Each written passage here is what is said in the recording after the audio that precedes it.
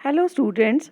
हम लोगों ने संवेगात्मक विकास के अपने चैप्टर में पिछली कक्षा में हमने पढ़ा था कि पूर्व बाल्यावस्था के बालकों में कौन कौन से संवेग होते हैं और वे संवेग किन चीज़ों से उद्दीप्त होते हैं और उनकी प्रतिक्रिया बालकों में कैसी होती है। क्योंकि हर अवस्था विशेष में बालकों के संवेग के जो कारण होते हैं और जो उनकी प्रतिक्रिया होती है वो भिन्न भिन्न होती है। इसीलिए हम हर अवस्था में इनको अलग अलग अध्ययन करेंगे।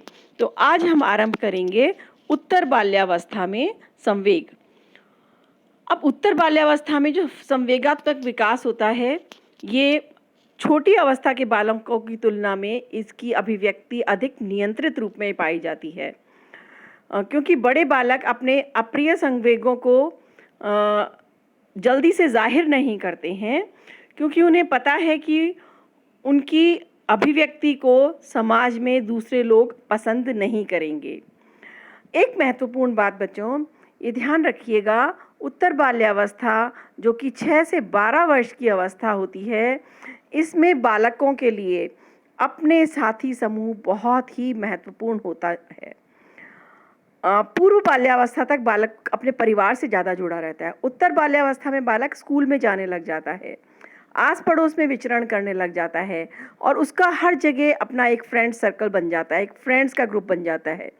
और इस अवस्था में आते आते बच्चों के लिए जैसे जैसे ये अवस्था अग्रसर होती है, इन बालकों के लिए अपने साथी समूह बहुत महत्वपूर्ण हो जाते हैं और ये जो भी कार्य करते हैं वो अपने साथी समूह के साथ एडजस्ट करने के लिए, उनकी स्वीकृति पाने के लिए, उनकी एक्सेप्टेंस के लिए करते हैं। तो ये भावना जो है उनके संवेग में भी स्पष्ट दिखाई देती है। तो यहाँ पर वो उस तरह से अभिव्यक्ति करेंगे जिससे उनका साथी समूह उनका तिरस्कार ना करे, ठीक है ना। इसलिए इनके अंदर दोनों तरह के संवेगों की अभिव्यक्ति इनकी स्पष्ट दिखाई देती है। जैसे बालक खिलखिलाकर हंसते हैं, ठहाकर मार के हंसते हैं, लेकिन बच्चों की तरह हाथ पैर पटकना इस तरह की इनके अंदर नहीं होता है। हालांकि इनकी अभिव्यक्ति भी अगर हम बड़े लोगों की तुलना में देखें तो अभी इनकी अभिव्यक्ति भी थोड़ी सी अपरिपक्व होती है, लेकिन अपरिपक्व होने के बावजूद भी इनकी अभिव्यक्ति इतनी खुलकर होती है कि इनकी उसको देख के पता चल जाता है कि बालक प्रसन्न है, खुश है या नहीं है। अगर बालक जो है सही अपनी अभिव्यक्ति करता है तो उसको देख के उसके आसपास के लोगों को पता चल जाता है कि ये सही ढंग से समायोजन कर रहा है। लेकिन इस अवस्था में क्रोध भी बहुत अधिक होता है, मतलब कुछ नकारात्मक संवेग भी होते हैं। जैसे क्रोध है, क्रोध जो होता है ये अरुचिकर होता है, लोगों को किसी को पसंद नहीं होता है, लेकिन उसकी अभिव्यक्ति भी ये बालक करते हैं। लेकिन जब ये अभिव्यक्त नहीं कर पाते तो कुंठित भी हो जाते हैं। लड़कियां जो होती हैं क्या करती हैं, एकदम से रोने लग जाती हैं और रूठ जाती हैं, बात करना बंद कर देती हैं, इस तरह की वो करती हैं। और लेकिन इनको सबसे महत्वपूर्ण ये कि ये अपने साथियों के हिसाब से होना चाहिए, उनके मेल के हिसाब से होना चाहिए। तो इनके लिए संवेगों की अभिव्यक्ति का भी माध्यम वही अच्छा है जो कि इनको इनके साथियों के साथ में स्वीकृति प्रदान करवाए। घर के अंदर बालक अभी भी अपने स्वाभाविक तरीके से अपने संवेगों को प्रकट कर देता है, चाहे वो नेगेटिव हो चाहे वो पॉजिटिव हो। इस बात का भी फर्क पड़ता है बेटा कि घर के अंदर माहौल कैसा है। परिवार के अंदर अगर उन्मुक्त वातावरण है तो बालक जो भी जैसा भी उसके अंदर भाव होगा वो प्रकट कर देगा और उसको उसके साथ परिवारजन स्वीकार भी करते हैं। जहाँ उसका गलत लगती है अभिव्यक्ति उसको टोकते भी हैं, उसको समझाते हैं, मार्गदर्शन करते हैं, लेकिन घर में वो स्वाभाविक रहता है। बाहर उसे हर वक्त ये भय रहता है कि कहीं दूसरे लोगों के सामने वो कोई ऐसा कार्य ना कर दे जो उनका उपहास का पात्र बन जाए या वो उसको एक्सेप्ट ना करें, ठीक है ना। इसी तरह से ये संवेगशीलता जो होती है, इनकी इमोशनलिटी जिसको कहते हैं, ये बालक जो होते हैं ये जो सुखकर होता है तो बालक प्रसन्न होता है, अच्छा समायोजन कर पाता है। और उसके अंदर इमोशनलिटी नेगेटिव वाली ज़्यादा होगी तो अच्छा समायोजन नहीं कर पाएगा, और उसके अंदर विध्वंसी प्रवृत्ति, चिड़चिड़ापन, कुंठा ये ज़्यादा देखी जाएगी। पूर्व बाल्यावस्था की तुलना में देखें तो उत्तर बाल्यावस्था के संवेगों में दो रूप में अंतर होता है। पहले उनकी उद्दीप्त करने वाली परिस्थिति का प्रकार, और दूसरा उनकी अभिव्यक्ति का रूप।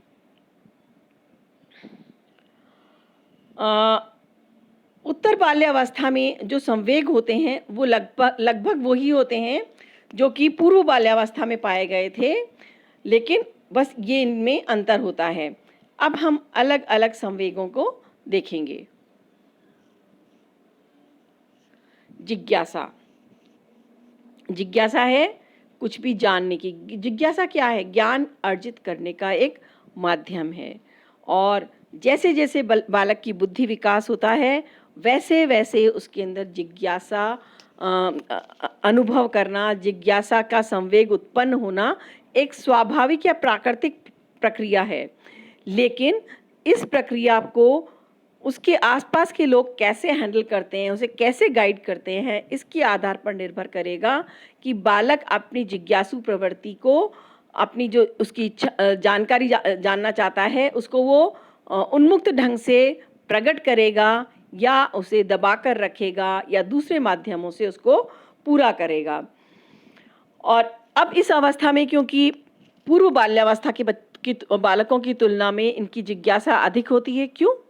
क्योंकि इनका अनुभव पहले से ज़्यादा हो चुका है, इनका क्षेत्र और अधिक विस्तृत हो गया है घूमने फिरने का, और ये भी वो जान जाता है कि कुछ जिज्ञासाओं को अपने स्तर पर सुलझाने के प्रयास में वो संकट में भी पड़ सकता है। जैसे मैंने आपको पिछली क्लास में बताया था कि आग को छूना है अपनी जिज्ञासा को शांत करने के लिए, तो उससे वो उसको हानि भी हो सकती है। इसलिए वो अपनी जिज्ञासा को अब बेहतर तरीके से प्रकट करने लगता है। अब उसका परिवेश विस्तृत हो गया है, उसका आसपास में विचरण भी बढ़ गया है, तो इन सब चीज़ों के से संबंधित जो भी वस्तु, घटना, व्यक्ति होते हैं उससे संबंधित उसकी जिज्ञासा बढ़ जाती है। अब उसके अंदर थोड़ी सी जिज्ञासा की वजह से वो, अब उसका जो ज्ञान का भंडार बन गया है, अब उसकी बौद्धिक परिपक्वता की वजह से वो अपरिचित वस्तुओं के बारे में भी जानने के लिए प्रेरित होता है, और जो चीज़ें उसको रहस्यमयी लगती हैं उनको बारीकी से जांचेगा, खिलौने को खोल कर देखेगा। और जैसे छोटे बच्चे जो होते हैं उनकी जिज्ञासा जो होती है, जैसे बिल्कुल जब शैशवावस्था में होते हैं तो बच्चे क्या करते हैं, आपके पास आए हैं तो आपकी आंख में उंगली डालकर देखेंगे, जिज्ञासावश की क्या होता है, क्या है, कैसे है। इस अवस्था के बालकों को समझ में आ जाता है कि हर चीज़ को नहीं छेड़ना है, तो जो चीज़ उनको बहुत ज़्यादा जिज्ञासा को प्रेरित करती है वो उस चीज़ को खोल कर पूरा जानने की चेष्टा करते हैं, और इस चक्कर में अलग अलग भी कर देते हैं। स्पेशली मशीन वगैरह जो होती हैं, जो मैकेनिकल टॉयज़ होते हैं, वो उनको खोल कर देखना चाहते हैं। इस अवस्था के बच्चे जो हैं ये अपनी जिज्ञासा को शांत कैसे करते हैं? ये अपनी जिज्ञासा को शांत करने के लिए प्रश्न पूछते हैं, खूब प्रश्न पूछते हैं। पूर्व बाल्यावस्था का बालक भी पूछता था, वो अपनी समझ के हिसाब से पूछता था और उसकी समझ के अनुसार ही उसके उत्तर देने चाहिए। इस अवस्था का बालक भी बहुत से प्रश्न पूछता है। अब उसका प्रश्न पूछने का क्षेत्र बढ़ जाता है। पूर्व बाल्यावस्था का बालक अधिकांश प्रश्न अपने परिवारजन से ही करता है। इस अवस्था के बालक अपने माता पिता से पूछते हैं, अपने शिक्षकों से पूछते हैं। शिक्षक के अंदर मतलब थोड़ा सा इनफॉर्मल शिक्षक के प्रति भय का भाव होगा तो बालक नहीं पूछ पाएगा। अगर इनफॉर्मल होगा तो बालक निसंकोच अपने शिक्षक से भी अपनी जिज्ञासा पूछकर शांत कर सकता है।